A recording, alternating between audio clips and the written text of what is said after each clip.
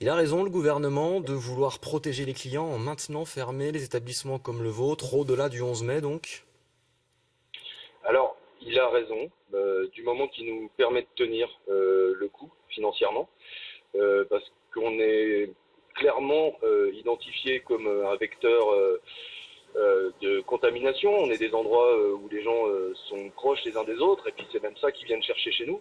Donc on comprend complètement que nos établissements doivent rester fermés, mais pour ça il faut nous en donner les moyens, parce que là on est avec un chiffre d'affaires zéro, mais avec des charges qui continuent à tomber, même si elles sont réduites. Il faut évidemment que cette situation dure le moins longtemps possible.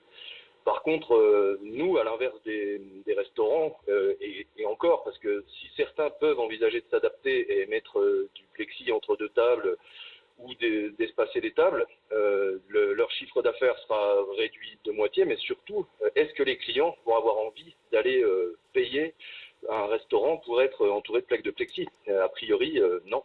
Vous avez écrit une lettre ouverte au maire de Besançon ou à son successeur, vous et d'autres cafetiers et restaurateurs de Besançon. Vous demandez quoi concrètement? De l'argent?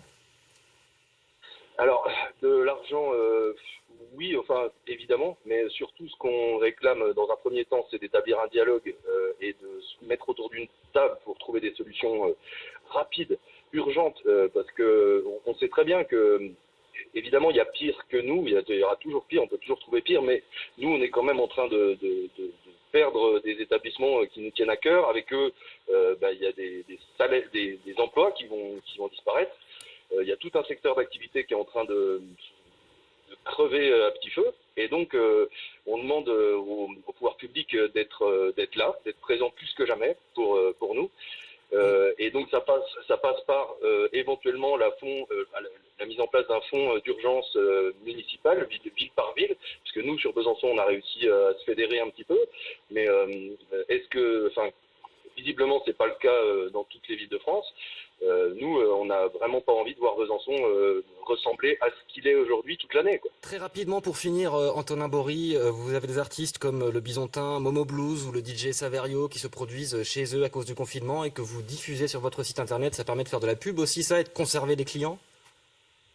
Alors, oui, enfin, toute pub est toujours bonne à prendre pour des établissements comme nous, mais c'est aussi et surtout pour donner de la visibilité à ces artistes qui ne demandent pas mieux, et puis pour accompagner les gens dans leur confinement, leur permettre de passer 5 minutes, voire 1 heure, parfois en direct avec Amsterdam, avec le chanteur de Birth of Joy, ou de Los Angeles avec les Bell Rays, au lieu de regarder de la télé-réalité. Ça leur permet voilà, d'élargir un peu le panel des choses pour les occuper chez eux, quoi.